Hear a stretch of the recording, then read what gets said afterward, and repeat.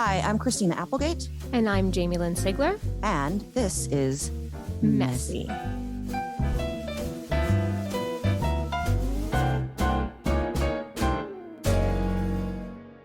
Hello, everybody. Welcome to Messy. I'm Jamie.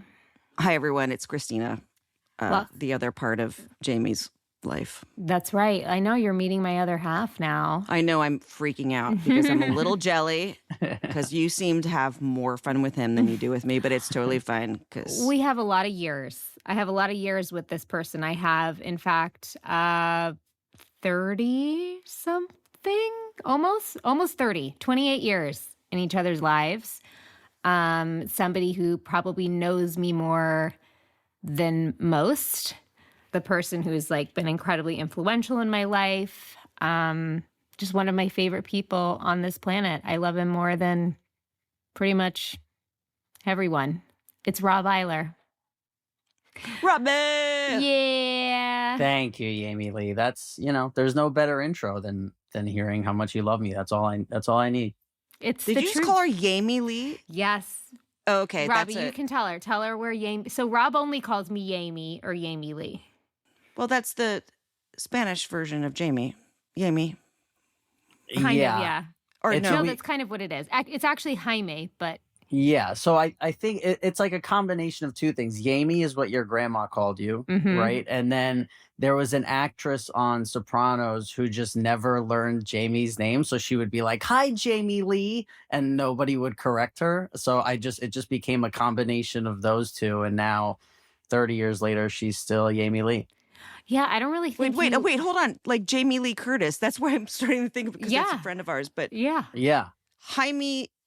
Jamie, so Jamie Lee. My What are all the names? my Spanish grandma, who really only spoke Spanish, she Jamie because there's no J in the Spanish language. So Jamie, and she was around. Rob thought it was funny, and then so I was Jamie, and then yes, that's where Jamie-Lynn came because from that lady just would call me Jamie-Lynn, and we never corrected her and let her call me Jamie-Lynn for the duration. That's okay. I had a lady at a hotel once say, "Welcome back, Mrs. Applegate." I just want to. Oh, that's the Italian. That's the It's Italian really version. not, Rob. It's on any version. And I had been to that hotel 1,000 times. Welcome back, Mrs. Applegate. But this is not about me. Rob, one thing that we like to start with is my favorite question. Our favorite question is, who is little Rob? Which is going to go into another thing. And now I'm getting excited because the other thing I really want to talk about. But okay, little Rob.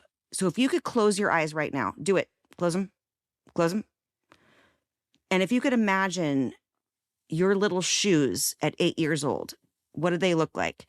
And where were you walking? And what music were you listening to? And what TV shows were you watching? And what was going on with your world? But I love always knowing what the fucking shoes were, because it really kind of gives us a thing of the generation and the moment and the thing. I've always been lazy, so I would imagine they were Velcro. I still kind of look for something similar to Velcro now. I need to be able to slip my feet in. I was ever since I was 3 years old, I was obsessed with TV. So I had a little chair. I grew up in my grandma and grandpa's apartment. They had not even a full 1-bedroom in Manhattan, and he was the super. So we all kind of lived in there, and I had a little plastic neon chair, and we would just sit it in front of the TV, and you could put me in that chair for 8 hours. And I was just obsessed with TV. And I never liked little kids TV. I always liked adult stuff. So they would just sit me down, and what was the show with who was the Gary Coleman and What's Happening? No, wait. No. Nope. Different Strokes. Thank you. Different Strokes. Different Strokes was my number one show when I was a kid. I just wanted, and then Who you kids talking about Willis, right? Okay. What are you talking about? Willis? No. But and then kids my age would talk about Barney and this, and I'm like, these kids are losers. What are you doing watching this crap? And I would just sit at home. And then later it became TGIF and all those shows, Full House, and not that those were like such mature shows, but I just always hated, really bad like kids stuff. I was never into. And music? What kind of music were you listening to as a kid? I don't know my parents were young, so I was listening to like whatever was cool then, like, a lot of rock and whatever my mom and dad were listening to. I don't know. I didn't become big into music probably until like 10, 11, and then I got really into like Counting Crows and Blues Traveler and that kind of thing. And then 15, 16, or even a little younger, I became like really heavy metal and like Pantera and Slayer. And So Adam Duritz used to live in my house, and he was my, what do you call that? The person that lives in your house. Boyfriend? No. Tenant? Your Kato Kaelin? He was my tenant. He was my tenant. Your Kato. And he wrote that entire album with Another Day Up in the Canyon, Another Night in Hollywood. Wow. He wrote that in my log cabin, and I had this piano, which was Jim Morrison's piano, and he wrote the entire album on that piano. And when he moved out, he said, "I'm taking the piano," and I said, "Fuck you are." Anyway, that's my story. I'm That's done a now. cool story. Okay, it was just a Counting Crow story. Sorry about that. It's your interview, not mine. No, I love to hear. That's one of the best albums, some of the best songs. But I hear he doesn't like to perform like the hits, which is devastating to me. You're leaving it up to me to talk about freaking Counting Crows right now. No, actually, what I was going to ask you about, because we're talking about like Little Rob. So I heard you were discovered at 6 years old on the streets of New York in the Manhattans. What the fuck? Like, were you just like this incredibly cherubic like thing that was just walking? Because, when we've all been Manhattanites, you don't look at anyone. You're like, gotta bustle to my train, gotta bustle to what I gotta get to. Did you just have like light coming out of your fucking face or your butt? Like, what was that? Like, how did that happen, dude? That's so cool. I think I was just always very, and still am, like when I'm passionate about something, like very animated. And I think that was it. I think he saw me playing with my dad or whatever I was doing and was like, man, this kid is real. Like all of my friends, when they would be quitting something, they'd be like, I could never be around you because I can't watch you do that thing because you make it look so good. Like they'd be like, if I'm not smoking cigarettes and I'd be around you, I would want a cigarette more than ever because every hit you would take of a cigarette, it looked like the best hit you've ever, like you really were animated and you take everything in. And so I just think that's what a weird comparison, Rob. I'm so sorry. Okay, go ahead. But yeah. But that's so true about you still, Rob. Like when you do something, you go all the way, and you don't do something if you're not feeling like you're going to go all the way. And we'll get to that later. But that's that's who you are. And that's who you were from the start. That's very cool. Wait, but I really did. I'm not quite getting it yet. You're walking down the street at 6 years old, and some guy could have been a creepo. For sure. Goes, how about this kid? What happened? No, he just said the way he saw me kind of playing around, because he was obviously a manager and we didn't know that at the time, but he, and this was also like 35 years ago where being gay wasn't as accepted as it was today. And he's a gay guy. And my dad was like, why is this gay guy coming over to me in the middle of the street telling me my son is, so it definitely could have been a weird situation, but my dad just kind of took the card. And when he gave it to my mom, I think that's when my mom was like, of course he should be an actor. Look at him, and then that was it. I started going on auditions, and then pretty quick got a Pizza Hut commercial, and that was it. Just started doing that. What was the pizza? Do you remember the Pizza Hut commercial? Do you remember filming it and what you did in it? Yeah, I remember I was like this kid's friend, and I was just kind of following him around, and he was like the cool kid, and I was just kind of like, his little lackey, like kind of how like Bo and Jack are, like I was like Jack. Yeah, I was like Jack, and I was like, wow, that's cool, whatever. And then we ate pizza, and yeah, that was it. Did you know how I feel about Pizza Hut pizza? Did you like Pizza Hut pizza then, or were you still a pizza snob? No, then you give me anything back then, and I was right. I was like a garbage can. Yeah, no, I was. Let's I not was shit fine. on. Let's not shit on different pizza places. I love Pizza Hut pizza. What's your favorite? What's your favorite New York? Come on, both of you, because you're New York. Go ahead, Rob. I mean, now Lucali. Back in the day, I loved Joe's. Joe's. What's yours? Ray's. Right. Yeah. What's wrong with shitting on pizza places? That's the whole point of. No. food, I you just know? mean like people are like the corner stores. They're like, ew, let's go to Mozza or what? Let's do this. I'm like, no, I want to go to Ray's. I want to go to Ray's on 11th Street between 6th and 7th, which is where I lived, by the way. Yeah. At the original Ray's. So. Yeah. How long did you live in New York? A year. I know, not too long. No, that's enough to get it. Yeah, exactly. It's so true. So then you were 12 when Sopranos came along. I was 12. Did it feel just like any other audition to you? Or like, had you Did you think it was a musical? Like this little dum-dum thought it was a musical? People in my family definitely thought it was a musical. Thank you. Thank you. But even more so, I remember my family being like, this is such a waste of time, especially on like the second read through or the second callback, because it was all these little Italian kids. And I was this like Irish, chubby looking kid who stood out very much. I did, like some of the kids even showed up in like the leather jackets and the white t-shirts, like trying, because when you heard you had an audition, you just heard like one line and it's like playing an Italian kid, and then you showed up however you thought that was.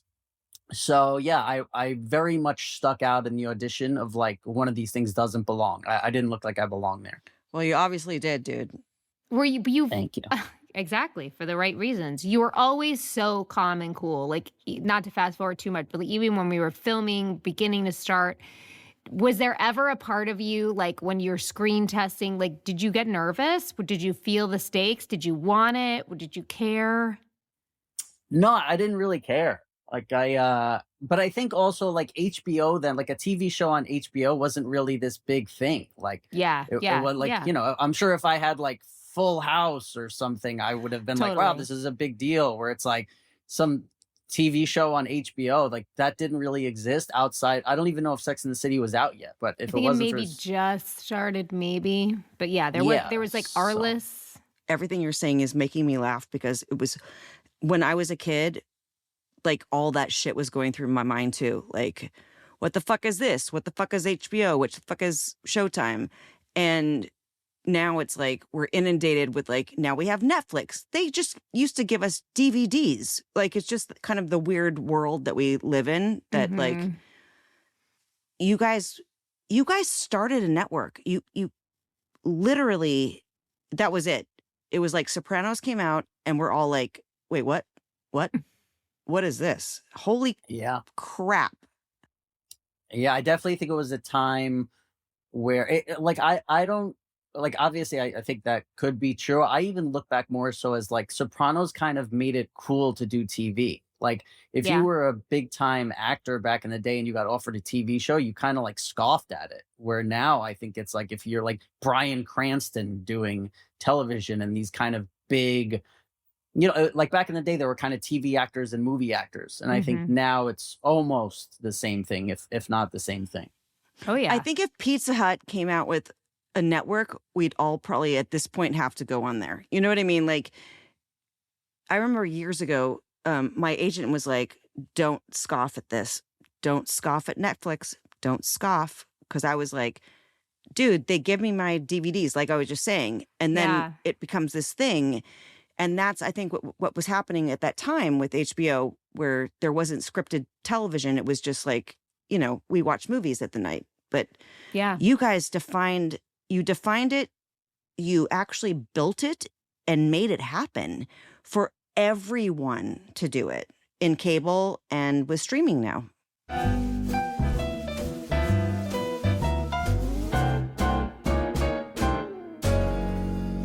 We are so excited to share with you guys C15 from Fatty 15. It is the first emerging essential fatty acid to be discovered in more than 90 years. Fatty 15 co-founder Dr. Stephanie Van Watson discovered the benefits of C15 while working with the U.S. Navy to continually prove the health. Wait, Navy? That's what I said. To continue to improve the health and welfare of aging dolphins. Well, during those studies, they found that when our cells don't have enough C15, they become fragile and they age faster. And when our cells age, so do our bodies. So this eventually led to studies finding the first new nutritional deficiency in 75 years called cellular fragility syndrome, which is caused by, drumroll, a lack of C15. As many as 1 in 3 people worldwide may have low C15 levels. So to help fix it, they started to figure out what to do to help further support healthy aging, and the team doctors came up with Fatty 15. Okay, this repairs age-related damage to cells. It protects them from future breakdown, activates pathways in the body that help regulate our sleep, our cognitive health, and our natural repair mechanisms that support our overall health. Fatty 15 is on a mission to optimize your C15 levels to help support your long-term health and wellness, especially as you age. You can get an additional 15% off their 90-day subscription starter kit by going to fatty15.com/messy and using code MESSY at checkout.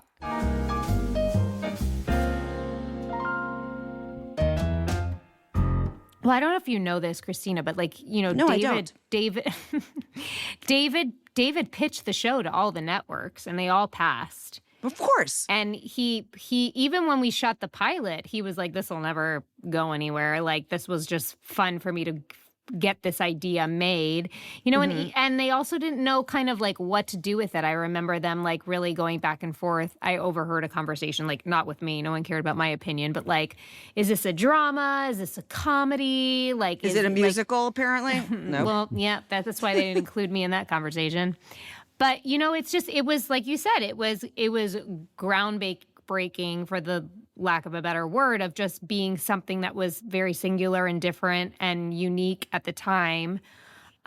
So, I mean, it was like we didn't know what we were doing, but I can remember walking into that first read through for the pilot and just being around that group of people. I was like, oh, this is special. Which leads me, I don't know if I've asked you this before. I probably have, because you probably don't remember. Because I remember everything so well from that time. Do you remember meeting me for the first time? No, I don't remember. I don't remember the first Unmemorable. time. No, Sorry. I don't So remember forgettable. the first, because it was, you know what it is? It's like, if I just met you that day, it'd probably be one thing, but that was the day we met everybody. You know what I Yeah. mean? So it's like, I don't remember meeting Jim for the first time or Edie for the first time. I just like, we all kind of met together and it was this one thing. But I do remember like my first memories of all of us like together, Yeah. Do you remember like our first day of like I have like, maybe because I was so nervous and so insecure and so felt out of place that I have this like it's like a trauma. Like I remember everything so specifically because of that, and you were so calm and cool. But like, I did you ever have a moment where you were nervous at work at that set?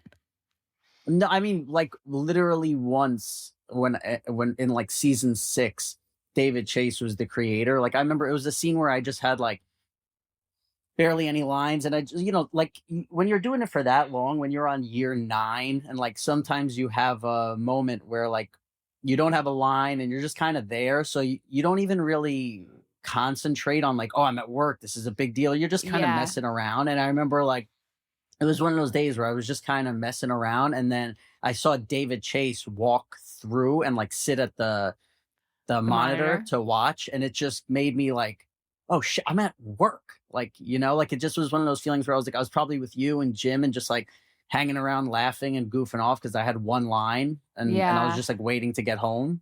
And then all of a sudden I was like, fuck, it just like hit me where I was like, you're at work, dude. Like you should be at least like paying attention or something. I was just like thinking about getting out of there.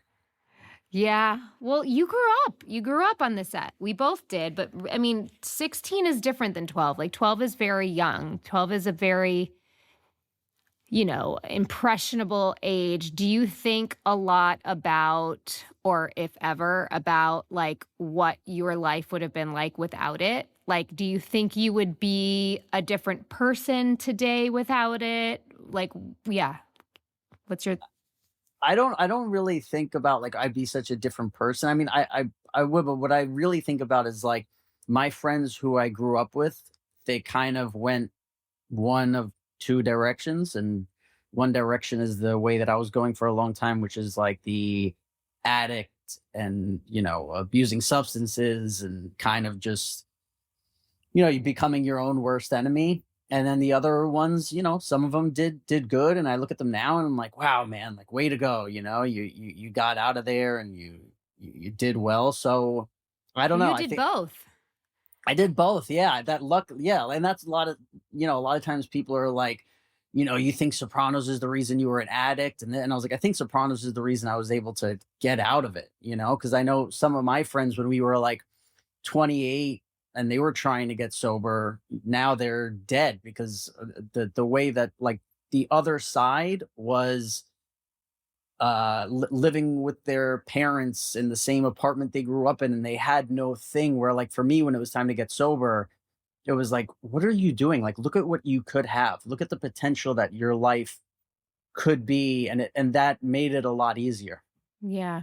Being around a bunch of addicts in my life, pretty much my entire life, so I kind of understand that. When people start to say that it's the job, it's the business, it's this, it's so not that, man. It's like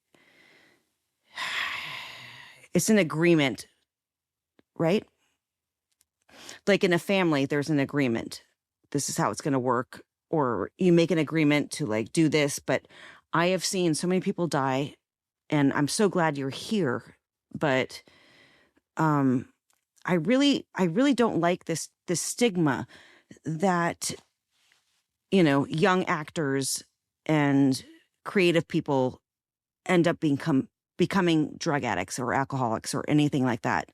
People just do. Mm-hmm. So Yeah, for sure. But yet, like our community just gets like it's like out there of like, Well, that's the people that everybody's. My friend died.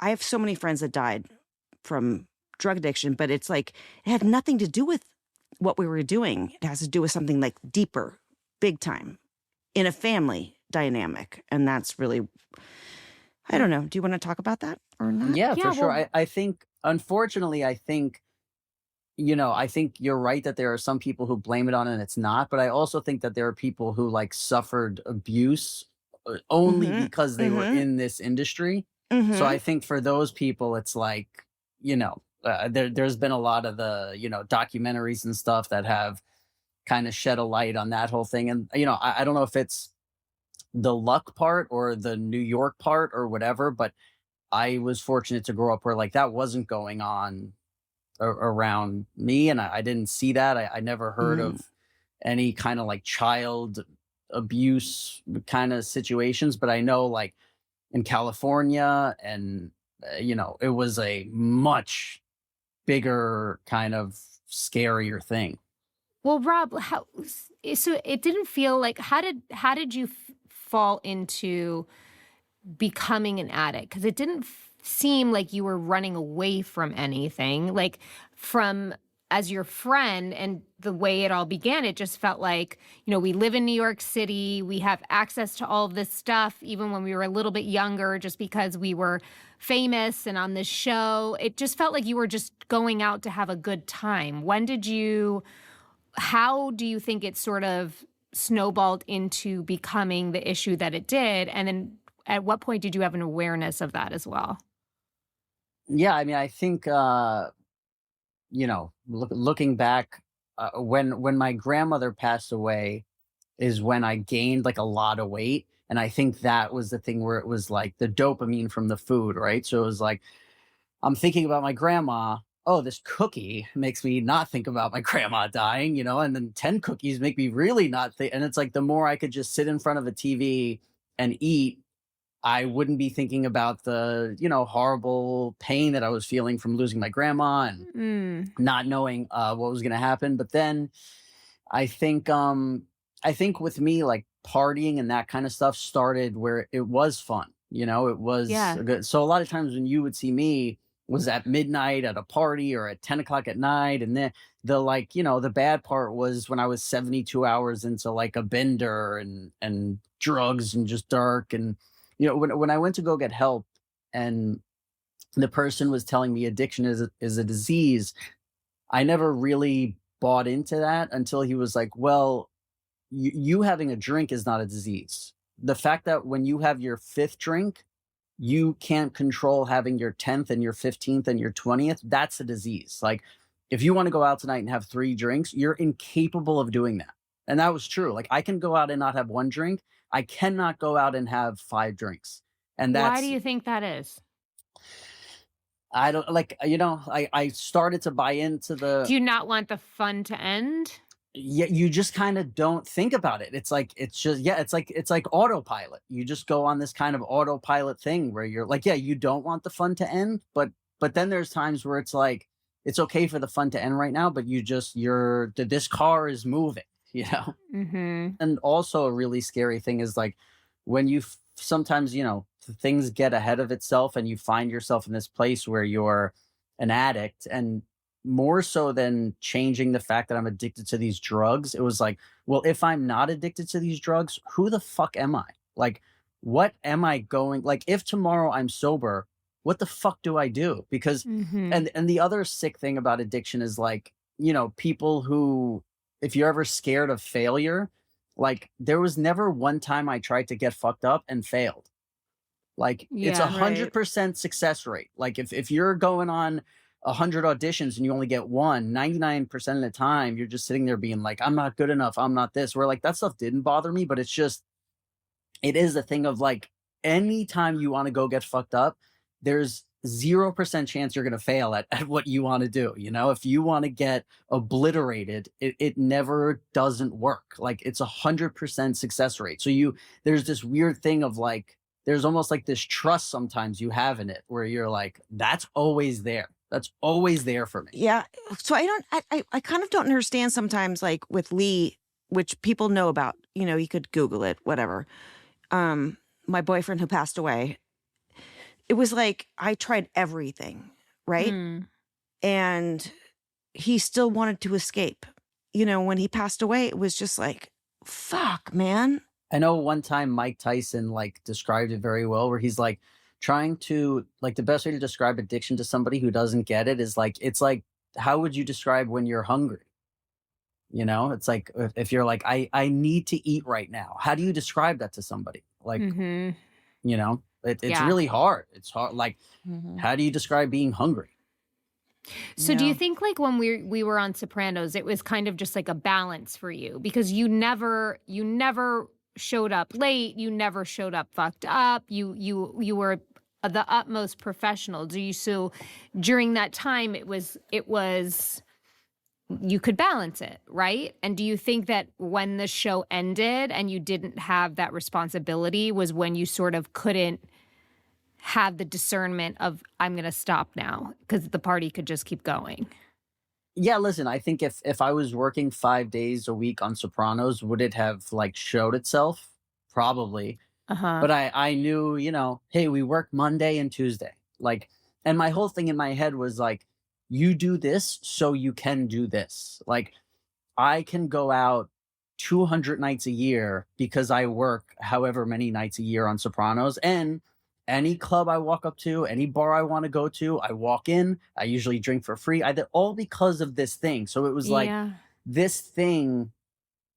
Yeah, I knew. And by the way, the reason I could pay my rent and live alone and do all these things that my friends at 18 were not doing was because of this thing. So I was like, no, this is, top 3 most important things in my life, if not 2, if not 1, So I just always knew like, fucking this up is not an option. And also, honestly, a lot of it was the respect that I had for you guys, for you, for Jim, for David Chase, for Edie. Like, I more so than even, like, I couldn't imagine the shame in like showing up fucked up or like ruining a day of filming for you guys. It would be oh my God, just thinking about it now, it's like that would be the worst thing you could possibly do.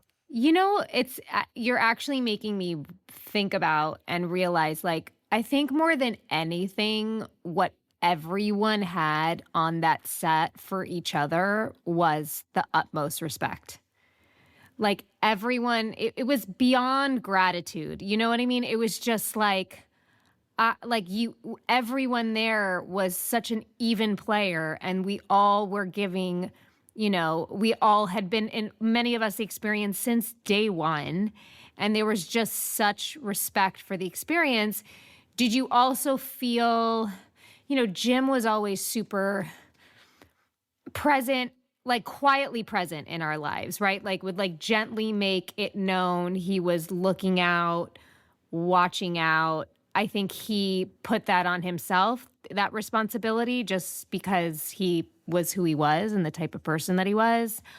But did he ever mention anything to you about partying or talk to you about it, or no?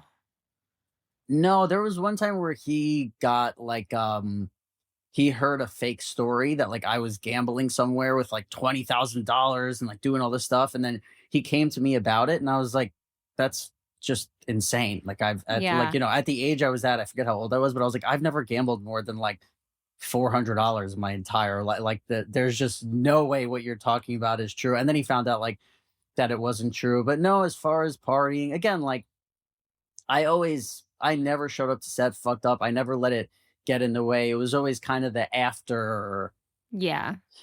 and then, yeah, like you said, we were finished when I was 22, and it was still fairly fun, like the partying and the this and the whatever. But then it was, later and slowly became not fun anymore. Yeah. Yeah.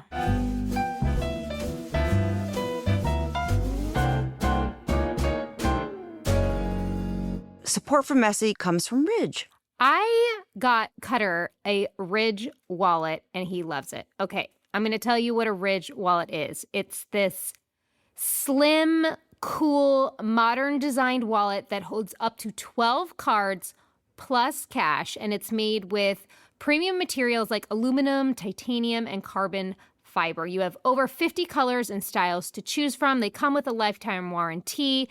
It's literally the last wallet you'll ever have to buy.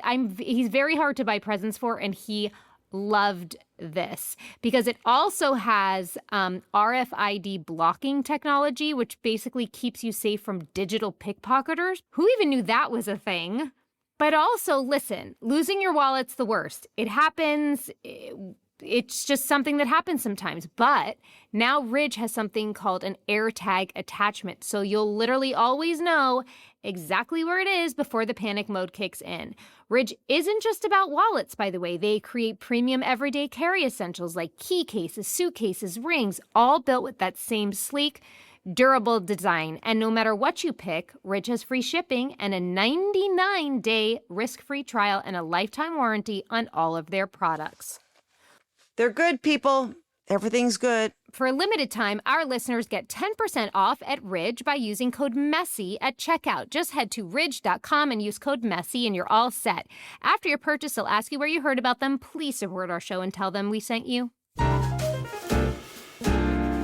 Support for Messy comes from Jones Road Beauty.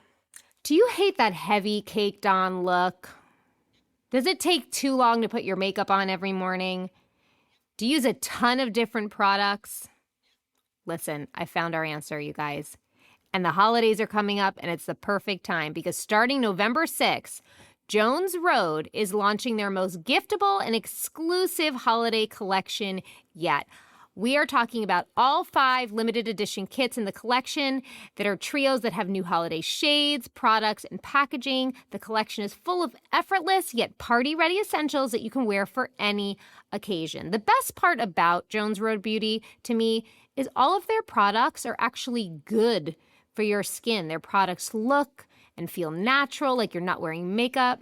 Their bestseller is something called a Miracle Balm, and this is the ultimate makeup skincare hybrid product that gives a natural glow. It's just this multitasker that can be used as a tint, a blush, a bronzer, a highlight, or even on your lips. It's going to honestly replace almost all the products in your makeup bag. So this holiday season, simplify your routine with makeup that's clean, strategic, and multifunctional.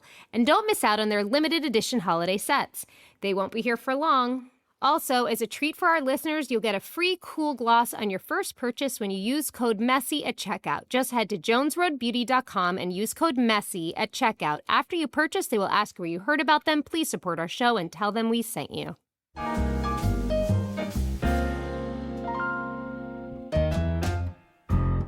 What was it like when Jamie told you about her MS? Yeah, I don't remember. Yeah, I don't remember the moment she told me, because I remember it kind of was like something and then something else, and we weren't sure. Is it Lyme's disease? So there was like a lot of moments. So even when I heard she had MS, I don't think it was like this final real thing, like we're sure this is it. I think it was a lot of, we're not sure if, am I right, Jamie? That it was like, we're not sure if it's Lyme's disease. There was a season where I was diagnosed with Lyme's disease a year before getting diagnosed with MS. So yeah, there was a lot of questioning around that. But then after that, I kept everything quiet and private, even from Rob, which was very difficult for me because Rob was the guy on set that, because of his authenticity and because of his realness, like I couldn't ever fake around him. But I just didn't know how to like process it myself. I remember the moment I told you, but I also told you in a moment that was like very fast and very overwhelming. Oh yeah. Okay. No, I do remember. Go ahead. Sorry. So it was the final year that our show was nominated for an Emmy.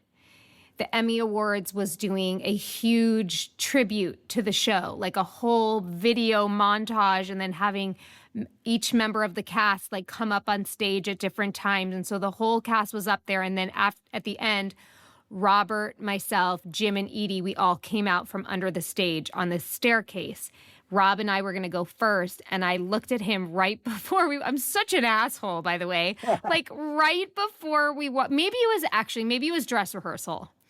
I looked at him and I said, I'll tell you why I need this, but I need you to hold me going up the stairs. And he's like, of course, what's up? And I was like, I have MS and I can't walk well in my heels and I can't walk up the stairs without holding on to you. So, and he was like, I got you, of course.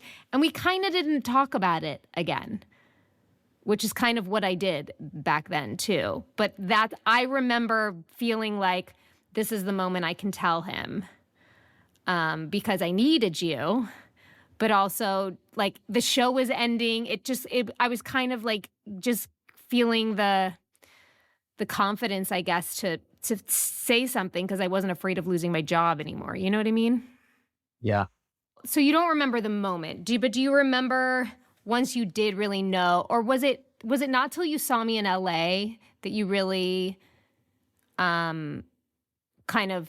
Because then by that time it had started to really sort of physically present itself. Like, when did you realize you're like, oh, she's got something, that this is like something real that...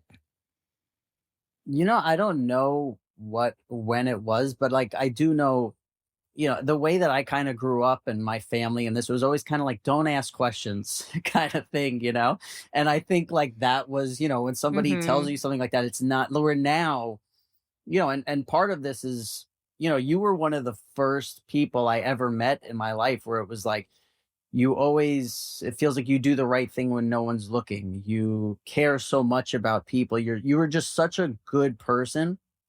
And there's you and a few friends in my life who really like opened my eyes to a different way you can live your life, because that's not how my friends were growing up. It was very much like, shut the fuck up, drink this, like, kind of like here, like there was not that, like you were always just, not only did you do the right thing, but you were also someone who I always felt okay to come to and say anything, and my friends were that way too, but you would say it and then it would just kind of move on, which is probably what happened with me and you, because that's how I was. But you're always the like dive in and ask the right questions and be there in a way that's like so incredible that I'm sure I couldn't have done for you back then, because I was clueless on how how to be that way when I was in my 20s, and now that I'm 40, I think I'm a little better at it, but it's something You that, are a lot better at it. you're always working on, Of course, of course. But I have this moment that I remember specifically with Rob. He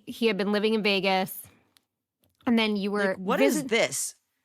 What, living You're in a Vegas? Poker? No, Yeah. sorry. I'm just. He You're a was. poker He was playing player. poker. That's Yeah, I was playing poker in Vegas for years. I went to Vegas for 2 weeks and I stayed for a year and a half playing poker and partying. That was 14 years ago. I'm done. Wow. I could never go back to Vegas now. I hate Vegas so much, but yeah. Well, I had this moment, and I hope my publishers don't get mad at me, because it's this moment I talk about actually in my book, where Rob, I don't know if you were thinking about moving to LA or visiting LA, and I had already had Bo. We were living in my little house in West Hollywood, and I think maybe you and I had talked a little bit more about my MS, or maybe I knew I was going to see you, and I hadn't seen you in a long time, and I had felt this pressure to like tell you, like I would always give warnings to people, and I still do, that like haven't seen me in a while, like this is how I am right now, because not for anything from the other person, but like I'm trying to protect myself from seeing a reaction or Totally. judging a reaction, or you know what I mean? So I think I had told you, like, I can't really balance, my right leg's really weak or whatever. And at that point you were really rehabilitating your life and were focusing on health and wellness and kind of what that would mean for you. And you were doing a lot of yoga. And Rob had said, I want to come over to your house and bring my friend who teaches yoga and do yoga with you, which was just such a kind and Robbie thing to do. And I remember doing yoga with you in that room and having a moment where I like caught my balance and felt really strong. And I think I said something about how I noticed that. And I could hear Rob behind me in the middle of his yoga practice go, yes. And I was it'll make me a little emotional now. I was so moved how much you cared about me and how much like my success meant to you. It was so honest and authentic and real. And like, those are little moments that are like puzzle pieces in my life that that I'm constantly putting together to remind me to be vulnerable, because of being able to be on the receiving end of moments like that, like real human loving connection.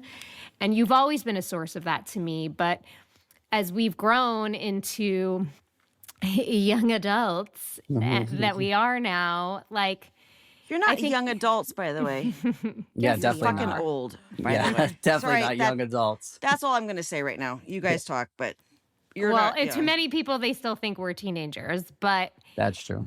that,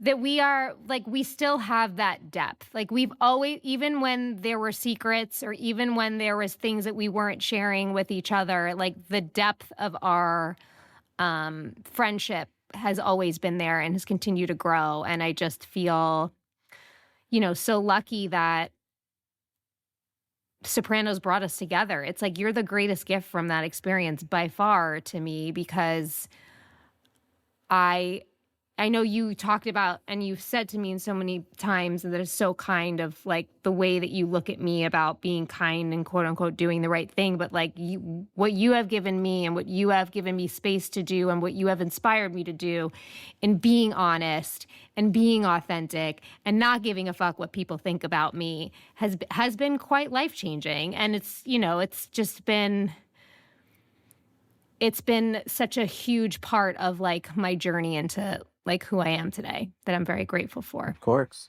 I was also part of a family for 11 years. Mm-hmm. And, you go through all that shit, and they didn't understand me for years. And yes, this interview is about you, but it's also about all of us, about being kids on a set. And, like, one of our first guests was Edie. And for Edie and Jamie to have an adult conversation was incredible, because there was a different dynamic that was happening on set. And, you know, I get to have conversations with Ed O'Neill and I talk for like hours. And then he's like, I have to get off the phone. I'm like, you just fucking called me, dumbass. You know, like, it's just funny. But like to have those kind of relationships with the people that we really grew up with, and now we're adults and we're talking to them as adults. And what does that mean to you? Do you have relationships with anyone on the, like, from the cast that you can call? Yeah, I mean, obviously Jamie's number one. Well, Jamie, but I'm talking about No, I know what you mean. the you know, the grown-ups.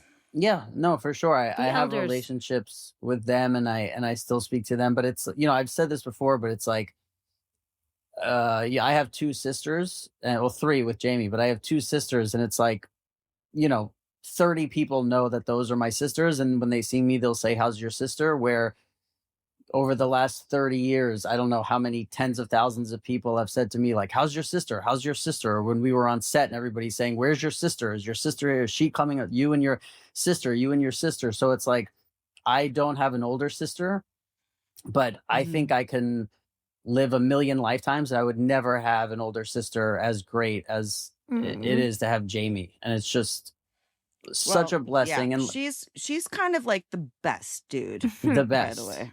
And like you said, from the show, like the best thing that's come out of it, it's like, yeah, you are a family member to me forever. And to get that from the show is just, you know, it's incredible. And it's the last thing that I would, you know, like when you said, like when you were 12 and you got this job, and that's the last thing I would think about, is being like, oh, I'll have an older sister now for the rest of my life. But it's, yeah. And obviously I still talk to people from the show, and you know, I talk to Drea a lot.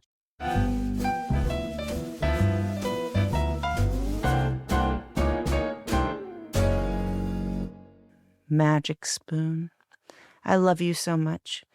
I have been having Magic Spoon in my house for like 10 years, I think. Because, look, I love all that stuff. Like all those cereals from the 70s and all that stuff. But it's not good for yous. So I got this for my kid, and we love it so much. I love Magic Spoon. They're made with high protein, zero sugar. They basically reinvent your favorite childhood nostalgic cereals, but without all the bad stuff. Every serving of Magic Spoon has 13 grams of protein, 0 grams of sugar, and 4 grams of net carbs. And they come in all those nostalgic flavors, like we said, fruity, cocoa, frosted. They also have high protein treats. They're crispy, they're crunchy, they're airy, and an easy way to get 12 grams of protein on the go. You get $5 off your next order at magicspoon.com/messy, or look for Magic Spoon on Amazon or in your nearest grocery store. That's magicspoon.com/messy for $5 off. I will be eating this later tonight. This episode of Messy is brought to you by Wild Grain. I scream my love for Wild Grain literally from the rooftops to anyone that will listen. What is Wild Grain, you ask? Well, Wild Grain is the first bake from frozen subscription box for artisanal breads, seasonal pastries, and fresh pastas. Plus, literally all of them conveniently bake in 25 minutes or less. These are not store-bought things, okay? Because Wild Grain uses simple ingredients you can pronounce and a slow fermentation process that can be easier on your belly and richer in nutrients and antioxidants.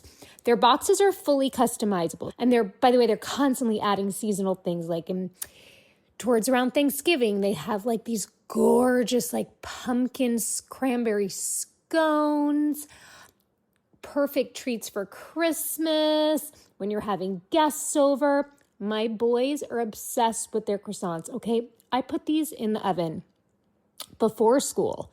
In 20 minutes, they get out, they're ready, and I taste like I have fresh baked croissants from a fresh bakery, and they're right from my kitchen. I can't even explain to you how good. When I am hosting and I am cooking and I bring out a beautiful olive oil ciabatta fresh from my oven, It's impressive, let me tell you. And for a limited time, Wild Grain is offering our listeners $30 off your first box, plus free croissants. Oh, the ones I'm talking about, in every box when you go to wildgrain.com/messy to start your subscription. You heard me, free croissants in every box and $30 off your first box when you go to wildgrain.com/messy. That's wildgrain.com/messy, or you can use promo code MESSY at checkout.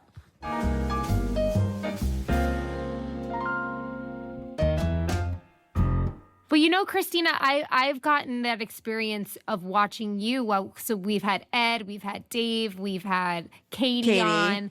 Like, it's such a special thing. And to hear them talk about you as a young girl and like revere in your like who you are and your career and all of that, like there is a familial feeling. There is a Right. true family connection of having that experience. I have to tell you, Jamie, Eddie called me yesterday at like 6 o'clock in the morning. And I'm like, are you fucking kidding me right now? And he goes, oh shit, I'm in New York. I'm sitting on a bench in Hoboken and I'm doing a movie with Cameron Diaz. And she just wanted to tell you that she loves you. And I was like, Oh, Eddie, why are you calling me at 6 o'clock in the morning? But anyway, we talked on the phone for like an hour. And then it's so funny to me. He always goes like, well, I have to go because like as if I you called him and Yeah. annoyed him.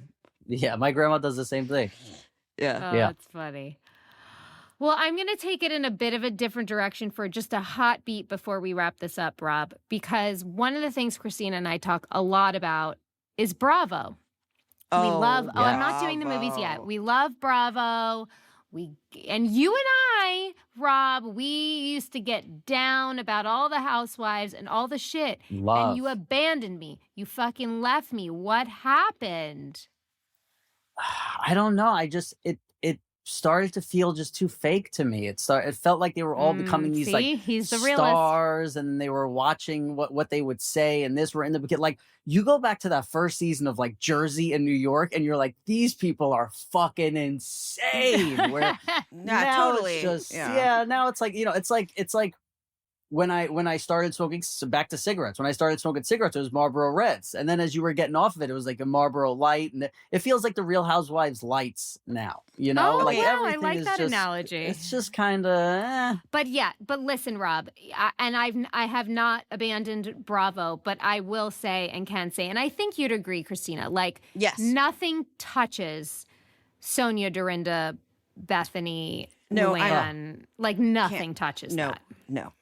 Sonia, crazy, like in her, like how it oh my god, Ramona, so like even Oh. Kelly Ben Simone, like Alex and Simon, remember them?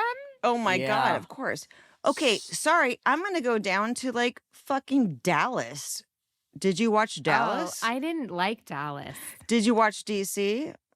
Yeah, That I was didn't some like it crazy either. shit because It was. they snuck into a thing. Oh yeah, that's right. Yeah. See, but you know what it is? It's like it's the same thing. Like the first season or two of Jersey Shore was so good, and then it became like Right. they know not to make the same mistakes they did in season 1 and 2 that made them look bad or dumb or whatever. So Right. now they're just kind of making content instead of Or just they played being into nuts. what they knew everybody loved from them. Yeah. All right, so Robbie, Christina does this thing at the end of each episode. I'm not going to hype it up because she doesn't like when I do that, but I've listened. I I hate know it. what she does. okay, all right. No, go ahead. so- I know you have to say it. Go ahead. Yeah, I don't have to. So I'm just going to ask you to give 5 of your favorite movies. You know, they don't have to be the 5, no pressure. The first 5 that come up to you, into your mind, and then she's going to do her thing. Wow. Goodfellas, Casino, Donnie Brasco. These are my favorites. But then let me do 2 that Okay. aren't. What are 2? I mean, I really loved Big growing up. Mm. Big. Okay, got it.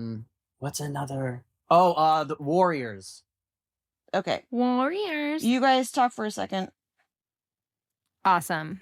I didn't know that. I knew Casino and Goodfellas. When I used to play online poker, I would just have casino running in the background for 12 Really? hours. Yeah. And then I would just, when I had a little break, I would pop it, whatever, like I would put the sound up, whatever part it was on, and watch. Yeah. Oh, I could watch casino every day. You know what? I did have a question I wanted to ask you that I was shocked I didn't know the answer to was there a moment, a specific moment or set or whatever it was that made you go, I'm done with acting? No, when we were doing Sopranos, I thought I loved acting, and when we finished Sopranos, I realized I loved doing Sopranos. Mm-hmm. Like I didn't love acting, so everything that I did after Sopranos was just like, oh, I don't like this. So there was no like passion you were chasing anymore. No, yeah, there wasn't one moment at all where I was like, oh, like I don't know, just right. As anytime I did anything else, I was like, oh, this isn't the same. Mm-hmm. You know, it would be like if you only ate dinner with your family every night and you're like, I love eating dinner with a bunch of people. And then you sit at a dinner table with a bunch of strangers and you're like, this sucks. Like, That's a great way to say it. This is very uncomfortable. I don't know these, and it's like, it's probably the thing is that I was spoiled. Like when we walked onto that set, there was so much comfort and like, not only is it your friends, but also like you just trusted everyone there and thought everybody had your back. And it never felt like we were doing this kind of Hollywood show. Right. It was just like we were doing our jobs and with a bunch of people who we loved. And it was just, we're so lucky. It's crazy. So lucky. All right. She's back. So what I'm feeling right now, and I always like say, this could be completely wrong. You want to be a badass and you don't know how to be a badass. You also, you were also on a show that was about like, these people, and you could never be that person ever because you're too soft. Like you would never be, those guys. But there's some part of you that really kind of wants to have like fucking yeah, bitch, I'm going to fucking do this thing. And you also just forgot about being a child. You miss being a child. Your childhood was taken away from you. The child part, definitely. But the badass thing, like I grew up around a lot of tough people and a lot of people who weren't. And I kind of always understood where I fell in that ranks. And I never found myself being like, man, I want to be a tough guy, or I want to be this. But no, that's not what I was saying. I was saying like kind of being like the guy that's in the room that's like, I don't know what I'm trying to say. It's like being strong, like being really strong for your friends, for your whatever. I don't know. Well, whatever. You know what? I guess I failed. Maybe because I know. Maybe I failed this one. No, so. But I know, maybe because I know him so well, I can interpret the fact that Rob is consciously, not always, but he consciously in moments will try to suppress that in order to not be that. Do you know what I'm trying to say? Like to not cause a fight. He's always trying to sort of suppress his angry guy because he's wanting to make conscious changes, right? That's what I just was writing down. Guys. You still got it. Don't worry. Yeah. No, you definitely got the child, the forgot to be a child part right. Yeah. Yeah. You know what? Being, the three of us all started working when we were young, and we forgot or didn't get to live that. And that's huge, man. Yeah. But it is what it is. It was what it was. We do what we can with what happened. All right, Robbie, I'm going to pick a card. All right. Today's card says, there are many things in life that will catch your eye, but only a few will catch your heart. Pursue those. That's you, Robbie. Beautiful. You got my heart forever. Love you. And so it is. Thank you.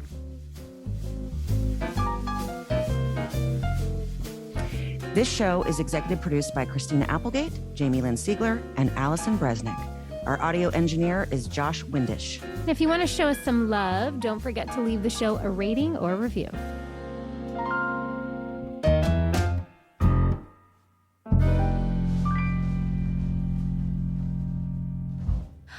it's Jamie. Thanks for listening.